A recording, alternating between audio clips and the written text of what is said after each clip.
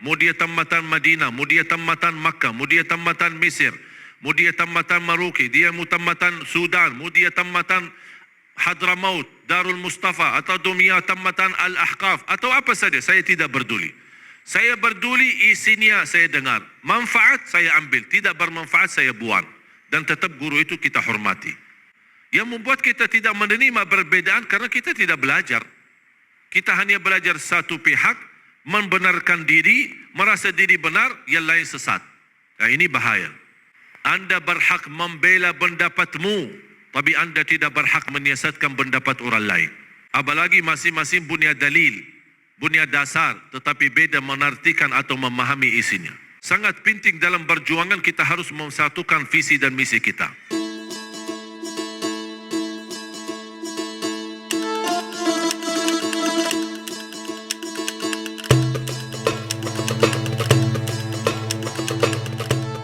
Tujuan kami apa? Target kami pertama, mengajak umat Islam bersatu.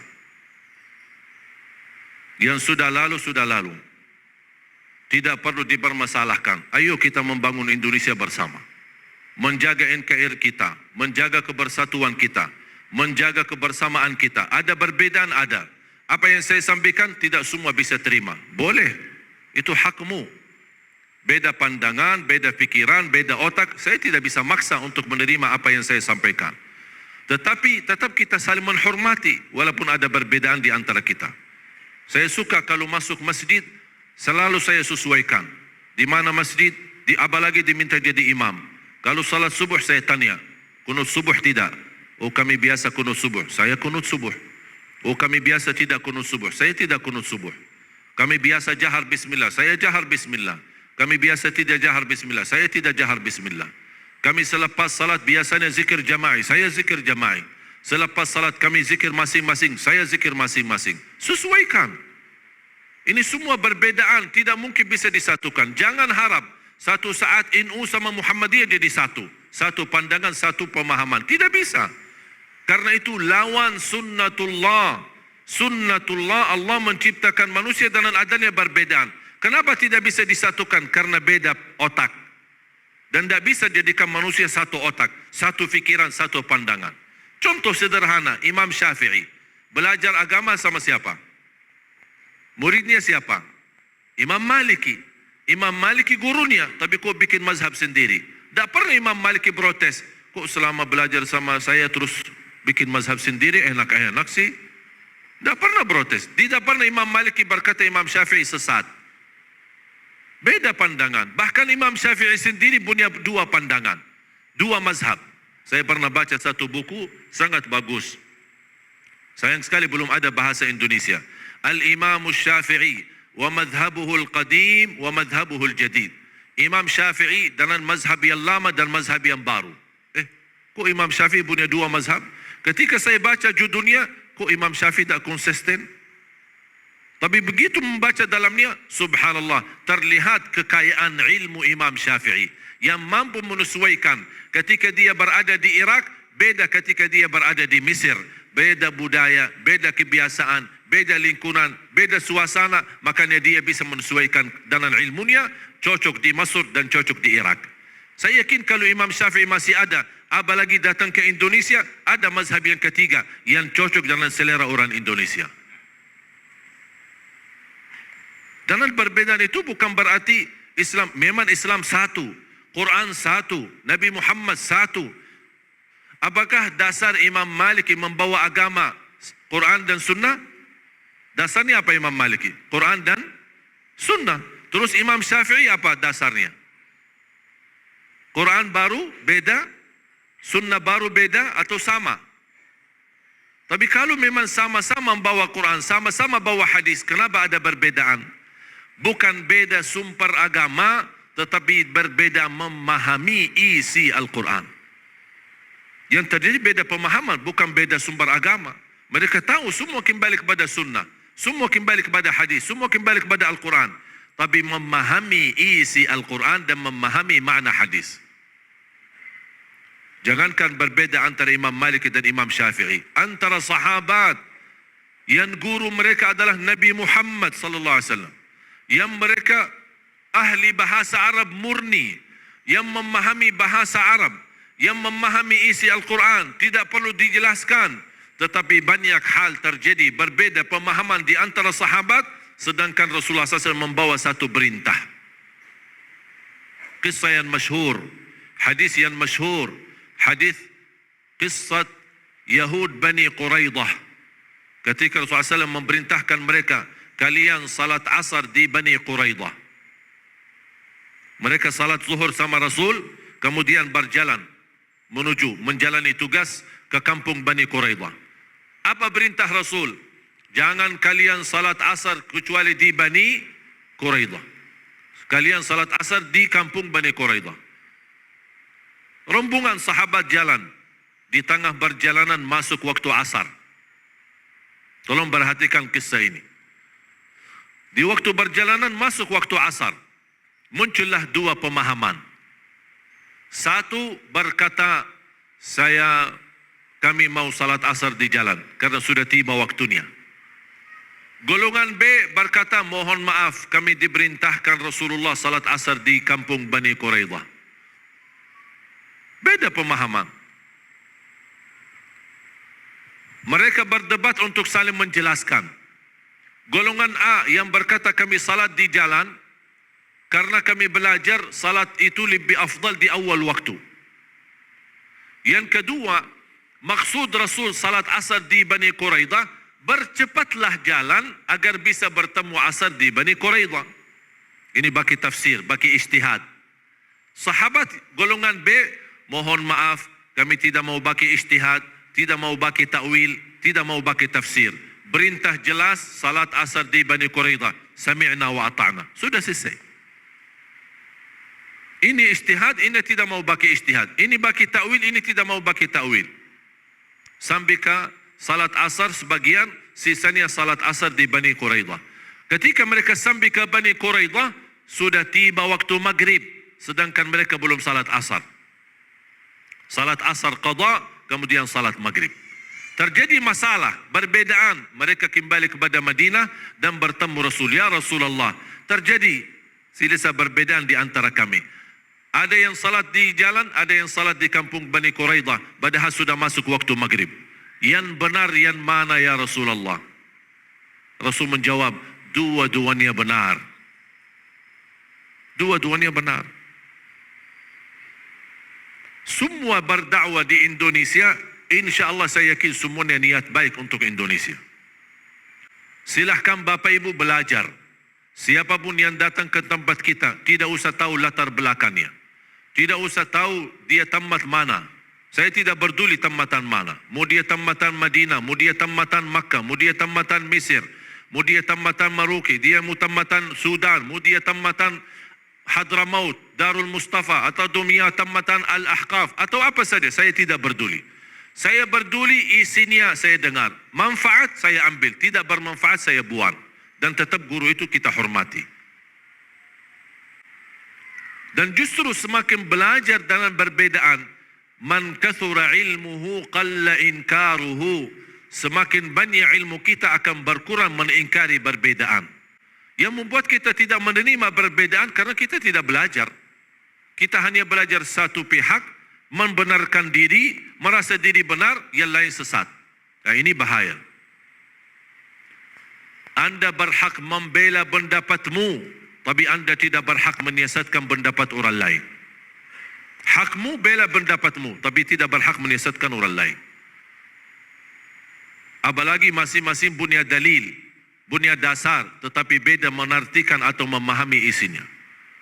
Oleh karena itu jamaah sekalian, sangat penting dalam perjuangan kita harus memsatukan visi dan misi kita. Menyatukan umat dan tujuan kita mewujudkan sejuta penghafal Al-Quran. Di antara perjuangan kami acara Hafiz Indonesia. Tahu kan acara Hafiz Indonesia? Suka nonton? Bagus? Nangis? Kehabisan tisu ya? Acara Hafiz Indonesia hanya sebagian dari perjuangan kami. Sayang sekali Bapak Ibu menonton acara Hafiz Indonesia yang sudah jadi. Sudah ditayangkan, sudah matang, sudah direkam. Tetapi banyak tidak tahu apa perjuangan kami sebelum acara Hafiz Indonesia. 4 bulan kami turun ke lapangan, desa-desa, kampung-kampung, sawah-sawah, menumbulkan ratusan anak-anak di bawah 10 tahun penghafal Al-Quran. Ada yang hafal juz 30, ada yang hafal 2 juz, ada yang hafal 3 juz, ada yang hafal 10 juz, ada yang hafal 30 juz. Kita bina, kita kumpulkan, kita bina, kita didik, kita latih bagaimana kita bisa membawa Quran yang bacaan yang benar, bagaimana bisa menindahkan suara mereka. Ada doktor umum, ada doktor anak-anak, ada doktor psikologi jiwa agar bisa menjaga perasaan anak selama dia jauh dari kampungnya, jauh dari kalangan keluarganya. Begitu selesai, dari jumlah yang banyak, bisa 300, 400, bahkan sampai pernah ada sampai 700 anak-anak hafiz dari seluruh Indonesia. Tidak mungkin kita bisa tampilkan semuanya di TV. Makanya kami kelola dan kami bina dan memilih yang terbaik. Ketika terpilih yang terbaik 20 orang, kita bawa ke Jakarta. Karantina selama 2 bulan. Latih mereka bagaimana bangun tahajud. Latih mereka bagaimana bisa azan subuh. Latih mereka bagaimana menjaga kebersihan dan kebersamaan. Saling membangunkan, kerjasama, murajaah bersama. Sambil kita menemukan seorang anak, biar berharinya dia belajar murajaah 7 juz. 1 hari. Padahal usia di bawah 10 tahun. Ketika mereka sudah lulus dan sudah terbina, bahkan ada dari jumlah yang begitu banyak, ada yang sudah hafal 30 juz tapi tidak terpilih masuk ke acara Hafiz Indonesia. Kenapa? Karena terlalu parah bacaannya. Jadi benar-benar kita memilih yang terbaik. Yang sudah tampil di acara Hafiz Indonesia, benar-benar sudah maksimal yang terbaik. Makanya kita melihat, alhamdulillah, anak-anak Hafiz Indonesia bisa membanggakan kita. Bukan hanya di Indonesia, bahkan sampai ke luar negeri. Dan selama perjuangan itu, tidak ada yang mensponsori kita. Kapan muncul sponsor? Ketika sudah matang programnya, sudah mulai masuk ke TV-nya, baru hari pertama atau hari kedua, datang sponsor mencari keuntungan. Makanya jamaah sekalian, berjuang kita masih panjang. Alhamdulillah saya melihat bangkitnya Al-Quran di Indonesia itu sangat luar biasa. Dalam 3 tahun belakangan ini saya sendiri meresmikan lebih dari 100 dan rumah tahfiz di seluruh Indonesia. Dan ini menunjukkan apa? Menunjukkan begitu luar biasa perhatian Al-Quran dari masyarakat Indonesia. Sedangkan di negeri Arab sekarang justru menghadapi tantangan dan ujian yang amat besar. Kita masih diberikan luang, masih diberikan kesempatan. Berkembangan Al-Quran di mana-mana, rumah tahfiz di mana-mana, dan banyak muncullah anak-anak muda yang alhamdulillah semangat untuk mempelajari Al-Quran dengan cara yang benar. Bukan hanya ingin menghafal, tapi ingin membaca juga sama dengan bacaan Nabi Muhammad SAW dan meraih ilmu sanad, ijazah sanad untuk bisa bersambung kepada Rasulullah SAW dengan bacaan yang benar. Ini menjadi rubah nikmat yang sangat luar biasa bagi kita. Manfaatkan kebangkitan Al-Quran di tengah kita. Saya senang ketika melihat masyarakat jutaan umat yang datang kemarin ke Monas 411 dan 212. Buat apa mereka datang? Karena girahnya, semangatnya untuk membela Al-Quran. Tapi saya tidak suka, jangan kita membela Al-Quran hanya sesaat. 212 terus habis itu bobar. Mana Ahlul Quran? Mana para pencinta Al-Quran? Sebagian besar yang kita kenal di saat itu, saya sendiri bertemu dengan seorang pemuda yang tubuhnya semua bertattoo dari kepalanya sampai kakinya. Tapi dia datang di lapangan untuk membela Al-Quran. Dia berkata sama saya, demi Allah saya tidak pernah salat. Tapi saya tidak terima kehinaan Al-Quran. Ini sangat luar biasa, berkesan kepada saya. Dan tapi saya harap, jangan kita menunggu ada orang menghina Al-Quran, baru kita bangkit. Seharusnya kita selalu bangkit, selalu bersama Al-Quran, setiap waktu dan setiap saat. Paling tidak, kalau tidak bisa baca Al-Quran pagi, siang, sore, malam, paling tidak kita mulai hari kita dengan baca Al-Quran. Tutupi hari kita dengan baca Al-Quran. Begitu bangun, baca Quran. Mau tidur, baca Quran. Sama seperti Nabi Muhammad SAW. Ketika bangun tidur, 10 ayat daripada surah Ali Imran, Rasulullah SAW baca. Inna fi khalqis samawati wal ard wa ikhtilafil laili wan nahar la ayatin li ulil albab. Dibaca 10 ayat terakhir daripada surah Ali Imran. Baru beraktivitas, tahajud, salat subuhnya dan seterusnya. Mau tidur malam hari, sebelum tidur membaca suratus sajadah dan tabarak al-mulk. Itu bagi orang yang tidak berkesempatan baca, itulah manfaatnya kesempatan untuk kita baca. Paling tidak mulai harimu baca Quran, tutupi harimu dengan baca Al-Quran. Saya heran kalau melihat banyak waktu yang kosong tapi tidak dimanfaatkan untuk belajar Al-Quran. Ketika saya baca kisah Khalid bin Walid saat sakratul maut, beliau menghadapi sakratul maut, dia memegang Al-Quran dan dia menangis dan dia berkata, "Hei Al-Quran, maafkan saya karena saya tidak berkesempatan untuk banyak baca." Kenapa Khalid bin Walid tidak berkesempatan banyak baca? Karena dia panglima dan dia sibuk terus menghadapi musuh. Dari zaman Rasulullah SAW sampai dia wafat. Tidak pernah berhenti dari lapangan perang. Dimanapun diletakkan luar biasa. Jadi, apa sebabnya Khalid bin Walid sibuk tidak menjadi penghafal Al-Quran?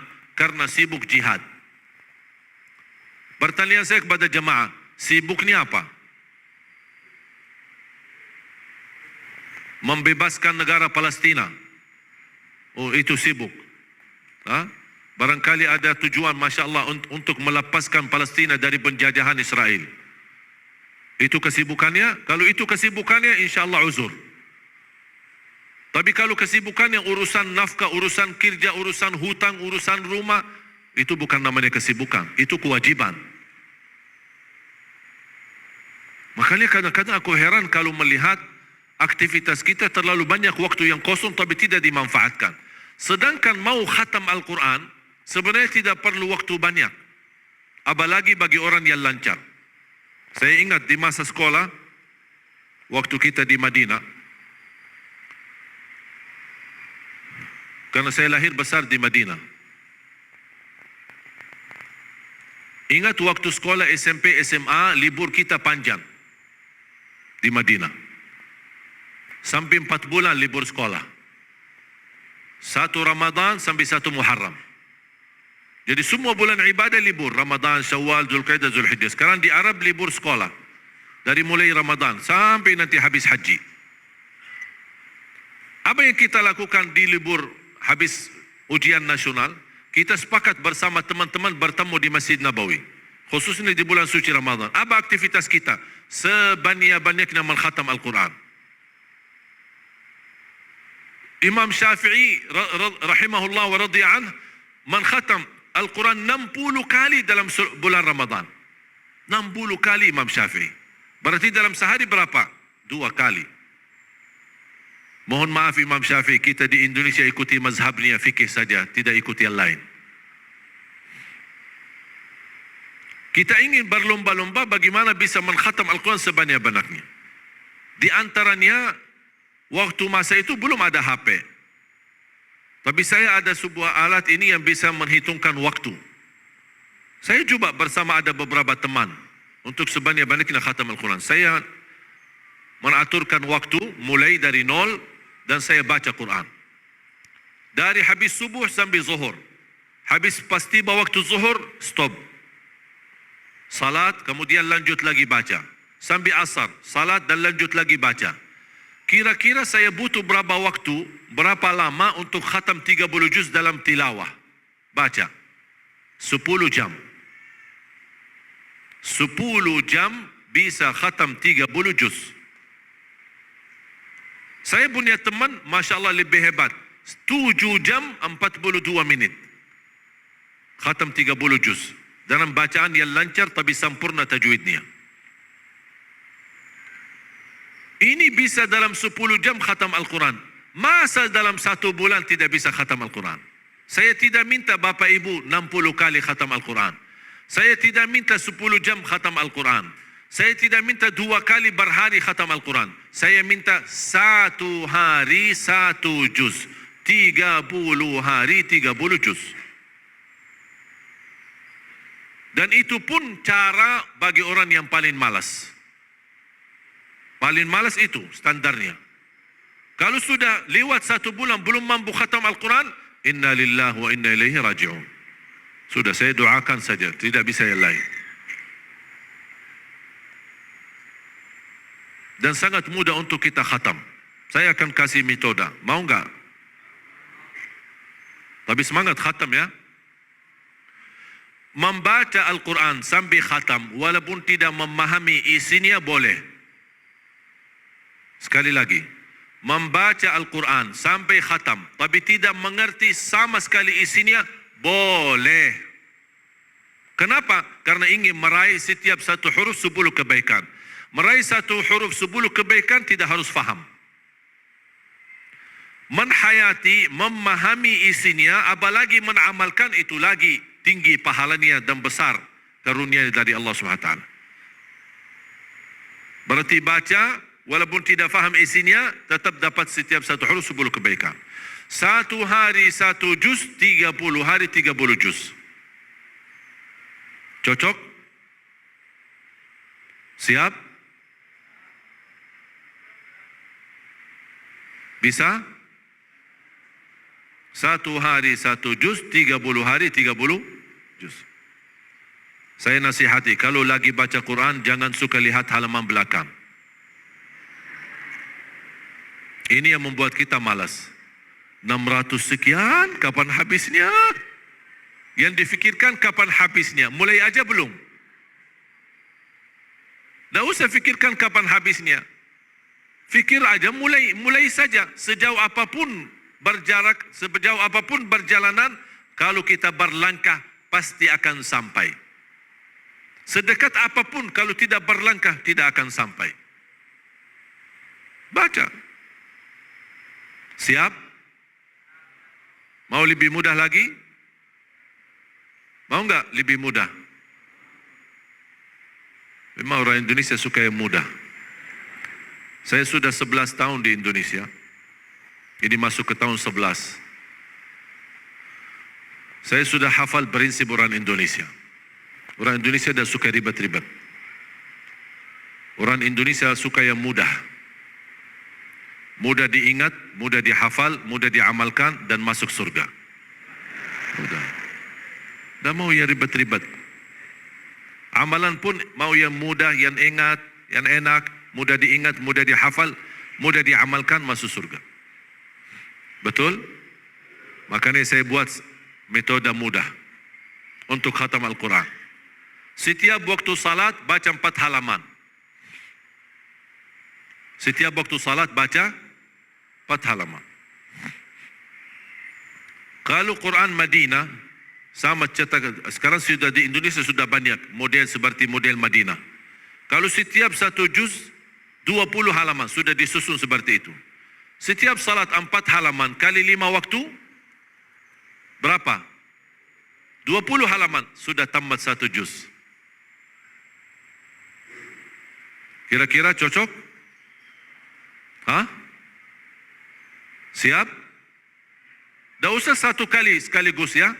Jangan habis dengar ceramah, imannya lagi naik, semangat, pulang baca 1 juz, 2 juz, 3 juz, habis itu 1 tahun dah baca-baca. Jangan begitu, atur semangatnya. Boleh semangat, tapi jangan terlalu semangat. Atur semangatnya, tetap kontrol. Jangan berlebih-lebihan. Kalau belum terbiasa, tetap jaga standar 1 juz. Jangan lebih, jaga standar.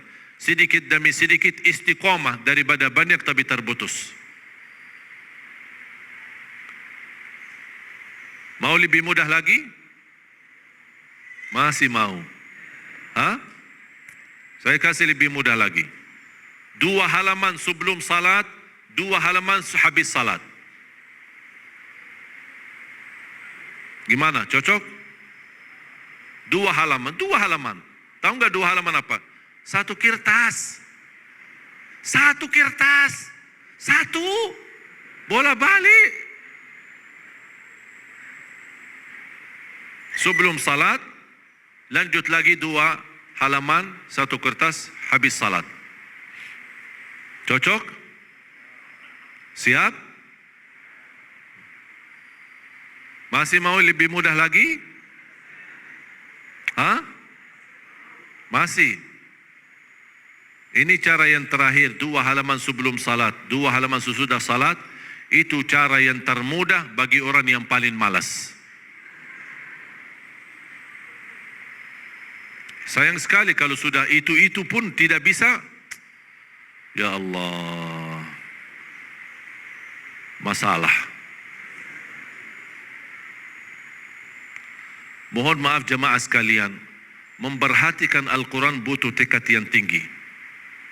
Harus memiliki gairah dan jiwa yang semangat. Wallahi manfaatnya banyak untuk kita kalau kita dekat sama Al-Quran. Dan kenikmatannya sangat luar biasa. Saya selalu berkeinginan, ya Allah kalau bisa dan boleh ada lebih waktu daripada 24 jam. Karena saya merasa tidak cukup 24 jam untuk dengan aktivitas. Apalagi kalau sudah masuk program safari dakwah. Dari Ramadan sampai Idul Adha. Tahun kemarin di daerah Timur, Sulawesi, Palu dan juga Papua. Tahun ini kami memilih Jawa Tengah dan Jawa Timur. Dari Ramadan sampai insyaAllah Idul Adha. Waktu begitu padat. Kadang-kadang satu hari 4 kegiatan. Kadang-kadang bisa 5 kegiatan, 5 acara. Dari subuh sampai malam. Kapan saya baca Quran? Pulang ke hotel sudah capek. Langsung istirahat. Tahajud pun tidak berkesempatan. Langsung saya witir, kemudian tidur. Bangun subuh, aktivitas lagi. Kapan saya bisa baca Al-Quran? Hanya kesempatan satu, di jalan. Makanya saya suka kalau jaraknya jauh. Berjalanan 1,5 jam, 1 jam, 2 jam. Apalagi macet, Alhamdulillah macet. Biar bisa baca Quran. Makanya saya tidak pindah dari Jakarta. Saya suka. Karena satu jalan menuju jadwal ke jadwal itu 3 jam, kadang-kadang bisa 4 jam. Apalagi dari Jakarta ujung ke ujung. Alhamdulillah 3 jam, 4 jam bisa khatam 6 juz, 7 juz, 8 juz. Alhamdulillah nikmat. Makanya saya doa, ya Allah mudah-mudahan seluruh Jakarta macet. Karena ini bagi saya itu luang saya tidak ada lagi. Tidak ada lagi. Saya tidak punya uzur sama Allah. Mau bilang apa? Mau bilang apa sama Allah kalau sudah lewat 1 hari belum baca Quran? Belum khatam Al-Quran. Saya apa uzur saya? Ya Allah maaf saya sibuk dakwah, itu bukan uzur. Selama kita masih bisa menyesuaikan waktu. Di jalan saya selalu mendorong jemaah, bacalah di jalan. Saya punya salah satu murid dalam kurang lebih 3 tahun dia bisa hafal Al-Quran. Dari mana? Saya tunjukkan karena dia sering sebagai tukang kojek dan dia sering baki motor. Saya bilang setiap lampu merah kamu berhenti baca Quran. 3 tahun hafal gara-gara berkat lampu merah. Sampai dia berkeinginan mudah-mudahan lampu merah berlama-lama. Nikmati, manfaatkan setiap satu titik kesempatan, manfaatkan bersama Al-Quran. Kalau tidak sempat malam hari, tidak sempat subuh hari, sempatkan di jalan. Yang bawa mobil, baca ketika lagi berhenti, lagi stop, lagi lampu merah, lagi macet. Manfaatkan, walaupun 1 halaman, walaupun 1 ayat. Saya belajar dari guru saya, setiap masuk masjid, buka Al-Quran, baca, walaupun 1 ayat. Saya dalam berjalan kemana-mana. Kalau mampir ke masjid, saya masuk masjid, buka Al-Quran. Masuk ke musalla, cari Al-Quran, buka Al-Quran. Walaupun baca 1 ayat. Kata guru saya tanya, kenapa? Kata beliau, supaya memperbanyak saksi Al-Quran di bumi. Jadi di mana-mana kita punya saksi Al-Quran. Makanya saya selalu mendorong jamaah sekalian. Saya harap, kalau orang tua yang merasa dirinya gagal menjadi penghafal Al-Quran, jangan gagalkan anakmu penghafal Al-Quran. Kalau itu pun tidak berhasil, jangan tidak ada sesuatu dalam perjuanganmu yang menjadi saksi baik. Walaupun dari segi hartamu, wakafmu, zakatmu, sedekahmu. Supaya kita datang di hari kiamat. Mohon maaf ya Allah, saya belum bisa penghafal Al-Quran. Anak saya belum bisa penghafal Al-Quran. Tapi hartaku, sedekahku menjadi saksi baik untuk mendorong Al-Quran, menolong Al-Quran, membina para penghafal Al-Quran. Mudah-mudahan lewat saksi, harta kita, zakat kita, sedekah kita menjadi saksi baik dan mendapat syafaatnya Al-Quran. Semua kita punya kewajiban untuk terlibat. Makanya selalu dalam kesempatan safari dakwah kami mengikatkan dan melipatkan semua jamaah. Ayo mari kita bersama-sama. Karena saya meyakini dan merasa Al-Quran itu bukan milik Ali Jabir atau keluarga Ali Jabir. Tapi Al-Quran milik kita bersama. Makanya kita harus terus memperjuangkan. Ada yang mampu dengan tenaganya, dengan fisiknya, dengan otaknya, dengan ilmunya, dengan kelebihannya. Ada yang mampu dari segi hartanya, dari segi wakafnya, dari segi apa saja. Silahkan. Jangan tidak ada perjuangan sama sekali. Ada yang tidak mampu sama sekali, insya Allah masih bisa mampu dengan doa. Dia mendoakan agar bisa terwujud. Dan selalu doa saya, ya Allah mohon jangan cabut nyawa saya sampai terwujud 1 juta menghafal Al-Quran sesuai bacaan Nabi Muhammad sallallahu alaihi wasallam, ijazah dan sanad. Karena selalu saya meyakini kalau Makkah dan Madinah sumber kedatangan Islam, insya Allah Indonesia pusatnya bangkitnya Islam untuk dunia. Makanya saya alhamdulillah dalam program Al-Quran tidak pernah merasa lelah dan capek. Termasuk tim kadang-kadang mempertanyakan kepada saya bagaimana jadwal. Kami merasa kekhawatiran terlalu padat, nanti kasihan Syekh capek. Saya selalu menjawab, kalau bersama Al-Quran tidak ada capek. Justru nikmat. Tidak boleh kita kenal lelah karena bersama Al-Quran. Allah telah menjanjikan dalam suratul Waqi'ah ayat 77, innahu laqur'anun karim, sungguh Al-Quran itu mulia dan memberikan kemuliaan. Sayang sekali kalau terjemahan bahasa Indonesia belum begitu sempurna untuk memaknai ayat-ayat Al-Quran. Dan belum ada bahasa yang sempurna yang bisa menartikan Al-Quran selain bahasa Arab. Kalau bahasa Indonesia silahkan buka terjemahan bahasa Indonesia atau di HP, di aplikasi. Innahu laqur'anun karim. Artinya sesungguhnya Al-Quran itu sangat mulia. Atau sesungguhnya bacaan ayat Al-Quran sangat mulia. Ini makna yang belum cukup, belum sempurna. Tapi makna yang sempurna, innahu laqur'anun karim. Sungguh Al-Quran sangat mulia dan memberikan kemuliaan. Banyak kemuliaan yang kita dapat. Setiap satu huruf 10 kebaikan. Kita hanya berkenan berteman sama Al-Quran di dunia. Berteman, tahu enggak berteman? Teman akrab, teman dekat, teman sejati. Jadikan Al-Quran temanku. Apa tugas kita? Hanya berteman sama Al-Quran di dunia. Cuba apa yang akan dibalas oleh Al-Quran. Akan Al-Quran berkenan temani kita di dunia. Akan Al-Quran temani kita saat sakratul maut. Akan Al-Quran temani kita saat kita di dalam kuburan menghadapi mungkar nakir. Al-Quran akan temani kita saat dibangkit oleh Allah hari kiamat. Al-Quran akan temani kita saat kita dihisab. Al-Quran akan temani kita saat kita jalan di atas sirat menuju surga. Apakah begitu menuju surga Al-Quran melepas? Tidak. Al-Quran akan temani kita sampai masuk surga. Apakah begitu masuk surga sudah Al-Quran meninggalkan kita? Tidak. Bahkan Al-Quran temani kita sambil naik ke darjat tertinggi di surga Allah. Qala Rasulullah sallallahu alaihi wasallam, yuqalu liqari'il Qur'an, iqra' warqa' warattil kama kunta turattilu fid dunya fa inna manzilataka 'inda akhir ayatin taqra'uha. Qala Rasulullah sallallahu Rasul bersabda, nanti di hari kiamat di dalam surga, para pembaca Al-Quran, Allah perintahkan mereka, bacalah, naik posisimu, bacalah dan tertil sebagaimana kamu tertil di dunia dan naik derajatmu di dalam surga sampai meraih derajat yang tertinggi di dalam surga. Qalat Aisyah radhiyallahu anha, kata Siti Aisyah radhiyallahu anha diriwayatkan Imam Muslim, jumlah tingkatan-tingkatan di dalam surga Allah sesuai jumlah ayat Al-Quran.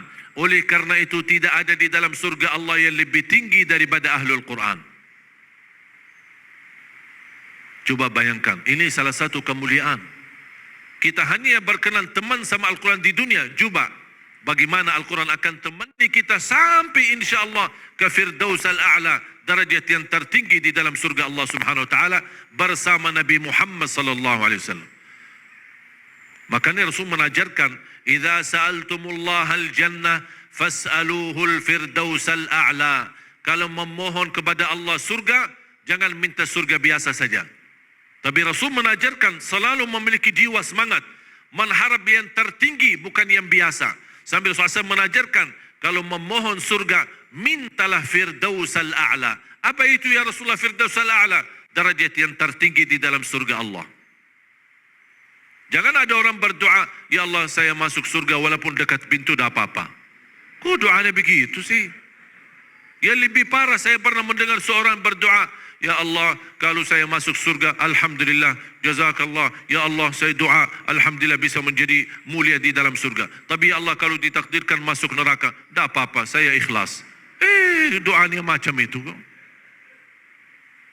Sama ada seorang sahabat pernah berdoa di hadapan Rasulullah SAW, Allahumma ghfirli in syi'it. Ya Allah, ampunilah kalau dihendaki. Artinya kalau bahasa awamnya, kalau tidak mau ya Allah, tidak apa-apa. Ya Allah ampuni, kalau mau tidak mau tidak apa-apa. Kok doanya begitu? Rasul marah. Rasul marah. Langsung lugur dia. Kalau berdoa, azamlah doa dalam doamu. Allahumma ghfirli. Bukan Allahumma ghfirli kalau mau, kalau tidak mau tidak apa-apa. Kata berazam, kita tidak bisa maksa Allah untuk menijabah. Tetapi Allah senang sungguh-sungguh dalam doa kita.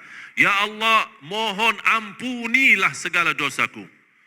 Ya Allah, jadikan aku ahli surga. Ya Allah, saya tidak mau jadi ahli neraka. Saya tidak ridha jadi ahli neraka. Doa, minta sama Allah. Rabbana atina fid dunya hasanah wa fil akhirati hasanah wa qina azaban nar. Belum lagi kemuliaan kita meraih dari Al-Quran. Anak-anak kita penghafal Al-Quran akan mendapatkan, menghadiahkan 2 mahkota untuk kedua orang tuanya. Belum lagi syafaat Al-Quran. Banyak luar biasa manfaat daripada Al-Quran. Al-Quran bertunjuk. Al-Quran obat, menyembuhkan segala penyakit. Al-Quran berkah. Satu ayat saja dalam Al-Quran bisa menjaminkan kita masuk surga. Rasulullah sallallahu alaihi wasallam bersabda, "Man qara'a ayatal kursi dubura kulli salatin, laisa bainahu wa bainal jannati illa an yamut." Barang siapa yang membaca ayatul kursi setiap habis salat, tidak ada yang mampu menghalanginya untuk jamin masuk surga. Tidak ada yang mampu menghalanginya untuk menjaminkan masuk surga. Satu ayat ayatul kursi jaminan masuk surga. Ini baru satu ayat. Kira-kira gimana suratul Baqarah seluruhnya? Gimana 30 juz? Rasulullah sallallahu alaihi wasallam bersabda, "Alaikum bi suratil Baqarah, fa inna akhdhaha barakah wa tarkuha hasrah wa la tastati'uha al-batala." Ambillah suratul Baqarah. Bacalah secara rutin suratul Baqarah. Barang siapa yang membawa suratul Baqarah, dia akan membawa keberkahan. Siapa yang tidak mau berkah hidupnya? Berkah hartanya, berkah rizkinya, berkah keluarganya, berkah keturunannya, berkah usahanya, berkah kesehatannya, berkah umurnya, bahkan berkah ibadahnya. Berkahnya dengan baca suratul Baqarah rutin. Saya punya ibu, subhanallah, rutin setiap hari khatam suratul Baqarah. Setiap hari. Biarpun baca yang lain, tilawah-tilawah yang lain, tapi tetap sebelum melanjutkan tilawahnya, dia baca Al-Baqarah sambil khatam. Baru lanjut bacaan yang lain. Karena keberkahan suratul Baqarah itu luar biasa. Al-baitul ladzi tuqra'u fihi suratul Baqarah yafirru syaitanu min. Rumah yang di dalamnya dibacakan suratul Baqarah, syaitan bakal lari, kabur. Karena syaitan tidak bisa bertahan di dalam rumah yang dibacakan dalamnya suratul Baqarah. Kalau syaitan tidak ada, berarti menggantinya malaika. Kalau Bapak Ibu sering merasa tidak nyaman di rumah, sering anak kita bawel dan tidak bisa mentaati, sering terjadi ributan antara suami istri, ingat, di rumahmu banyak syaitan. Bagaimana supaya diusir syaitan dari rumah kita? Baca Al-Baqarah dalam rumahmu. Tidak mampu satu kaligus, tidak apa-apa. Baca sekarang sebentar, nanti lanjut lagi sedikit, lanjut lagi. Sudah selesai satu hari, belum bisa khatam, tidak apa-apa. Besok lanjut lagi, lusa lanjut lagi, sampai khatam. Begitu khatam, ulang lagi. Dan seterusnya menjadi aktivitas dan rutin. Supaya rumah kita berkah. Diganti oleh Allah dengan malaika. Rumah kita adem, rumah kita sakinah mawaddah rahmah. Keberkahannya sangat luar biasa. Faham Bapak Ibu? Kira-kira bisa? InsyaAllah siap untuk bersama-sama memperjuangkan Al-Quran, bersama-sama menjadi ahlul Quran, bersama-sama insyaAllah menjadi penhafal Al-Quran sesuai kemampuan. Semangat, selalu niat, mulai segala amal itu dengan niat. Niat, azam, tawakal. Niat, azam, tawakal. Pasti akan selalu disertai pertolongan Allah Subhanahu wa taala. Tunjukkan yang terbaik. Jadikan Al-Quran membawa syafaat untuk kita agar mudah-mudahan insya-Allah sedekah kita, perjuangan kita menjadi saksi baik, sedekah jariah yang tidak terputus pahalanya sampai hari kiamat. Dan mudah-mudahan dengan perjuangan kita, wakaf kita, harta kita, zakat kita, sedekah kita, mudah-mudahan mampu membawa kita nanti di hari kiamat bergabung bersama ahlul Quran yang akan dibawa mereka dekat sama Allah Subhanahu wa taala. Karena ahlul Quran orang-orang yang terdekat kepada Allah. Saya doakan semoga yang hadir semua diberikan karunia Allah dan kemuliaan menjadi ahlul Quran, para pencinta Al-Quran, para penghafal Al-Quran, ahli tilawatul Quran, dan juga berakhlak-akhlakul Quran dan membawa syafaatnya Al-Quran. Ya Allah, ya Arhamar Rahimin, atas izinmu kami bersama-sama kumpul di masjid ini. Berilah kepada kami kemuliaan sama-sama bertemu kembali di dalam surgamu ya Allah bersama Nabi Muhammad sallallahu alaihi wasallam. Ya Allah, ya Arhamar Rahimin, karunialah kepada kami anak dan keturunan penghafal Al-Quran, anak dan cucu penghafal Al-Quran, anak dan cucu yang mampu menjaga nama baik keluarga, anak dan cucu yang membanggakan kami di hadapan-Mu hari kiamat. برحمتك يا أرحم الراحمين اغفر لنا ولوالدينا ولجميع المسلمين والمسلمات والمؤمنين والمؤمنات الأحياء منهم والأموات إنك سميع قريب مجيب الدعوات ويا قاضي الحاجات ربنا آتنا في الدنيا حسنة وفي الآخرة حسنة وقنا عذاب النار وصلى الله على سيدنا ونبينا محمد وعلى آله وصحبه وبارك وسلم والحمد لله رب العالمين.